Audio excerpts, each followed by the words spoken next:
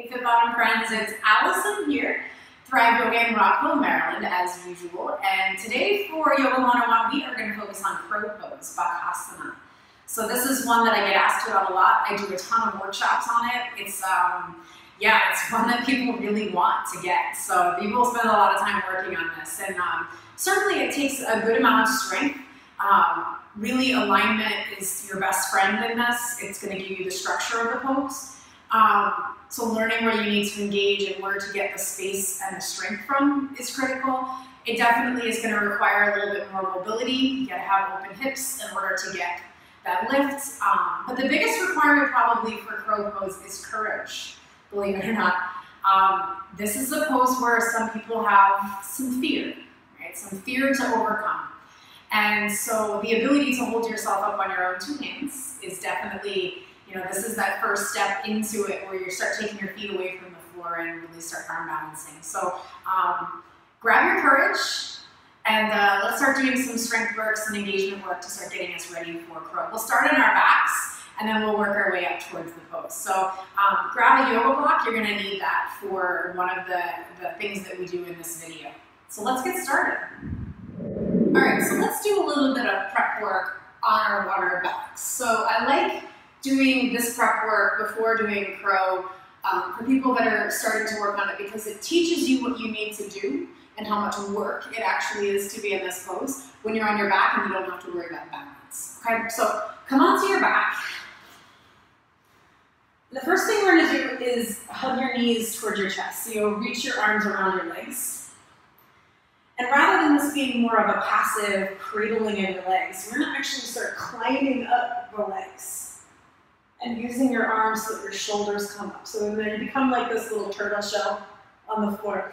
All right, and so this turtle shell, what we really want to do is get as little of our turtle shell touching the floor as possible. So if I engage through my hip flexors and my lower belly, I can lift my tailbone a little higher off the floor. So you see how that happens, that by pushing down through my belly, I can get my tailbone a little higher, right?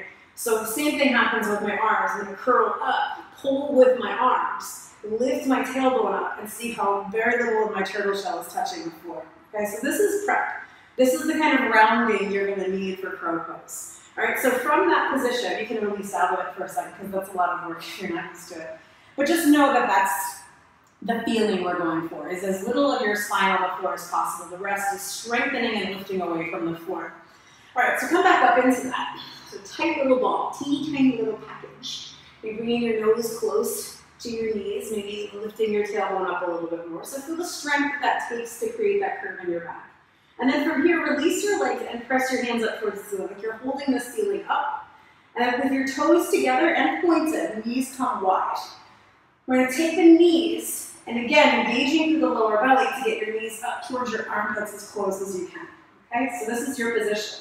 And then from here, push up through your shoulders, through your hands, pull back with your knees, try to lift as much as your back away from the floor. Squeeze your knees into your arms and press your arms into your knees. Keep pushing up, find that lift, pull in through your belly. Stay here for a little bit longer. And release. That's a fair amount of work, right? All right, so that is Bakasana prep on your back. So do that a few more times and get that sort of feeling because that's what you're going to need in order to get upright. All right, now we're ready to start working our hands. All right, so grab your block. We're going to put it on the floor at its lowest level so that you have the broad edge of the block facing up. And this is going to be like your perch, your little crow perch. Okay, so you're going to come stand on it. Heels are in, toes point out, so they're like a V shape. And then from there, you're just going to squat down. So before we really get into the balancing part of this, I want you to bring your hands to the floor. Reach your hands out. This is starting to create a cat back again. So find some rounding, and at the same time, drop your hips back. So you're getting a nice big stretch. Round up through your spine, pull your belly and chest away from the floor, and then sink your hips back. One more of those, draw up, and then sink your hips. Good, and walk your hands back in. Bring your hips a little farther forward. hands are gonna come right underneath your shoulders. And you'll want your pointer fingers to be pointed more towards the front edge of your mat. It's a little bit of a rotation of your hands. Find all four corners of your palms. And then from here, you'll lift your butt up. Okay, so you're sort of standing on the balls of your feet. Hands are flat on the floor, make sure that they can stay flat. And then bend your elbows. And when you bend them, don't take them wide. Bend them and squeeze them in towards each other like there's a strap around them that's pulling them together. So they are like magnets being pulled together. So there's the bend. And then you'll start to rock forward, and the tendency is to look back at your feet. Do yourself a favor, don't do that. It'll totally freak you out and you'll probably fall. Okay, so you want to be looking forward. So your eyeballs look forward, hips lift, elbows bend and pull in, and then work to get your knees up towards your armpits as much as you can, and come around the outside of your shoulders. Okay, there's a reason for that. The reason is, once you get your knees there, part of this engagement comes from drawing in and up. So if you're around the outside of your shoulders, you can leverage your arms to push into your legs and your legs push into your shoulders to get more lift through your back. Okay, so legs come up, they squeeze into your arms, you shift your weight forward, come onto your tippy toes. All right, don't worry about leaving the floor yet, just yet. Look forward, just pick one foot up and pull it up towards your butt as high as you can. Push into the floor, get as much lift through your back as you can, and then switch. Keep that lift, draw up, good, and then release out of it. Take a break. All right, so this time we'll try lifting both feet, okay, even if it's just for a second. And if that doesn't work for you, just keep switching back and forth between feet. Hands to the floor, elbows bend, draw down and in. Knees come around the outside, squeeze. Push your arms into your knees into your arms. Lift one leg, suck it up towards your butt, and then try to lift the other. Keep pulling your heels up as close as you can to your tush. And when you're ready, come out of it. Okay. So you can stick with the block, or move the block off the side. And without really coming straight into the pose, let's just play with the edge of it. Let's seesaw into it, okay? So, setting up the same way, feet together on your tiptoes or on the balls of your feet, hands to the floor. The block gets your hips higher, so it's a little harder to get your hips higher when you're on the floor. So stick with the block as long as you need to. So, elbows bent, knees come in as high as they can, squeeze into your shoulders, shoulders squeeze out into your knees. And then from here, we're just gonna rock forward and back.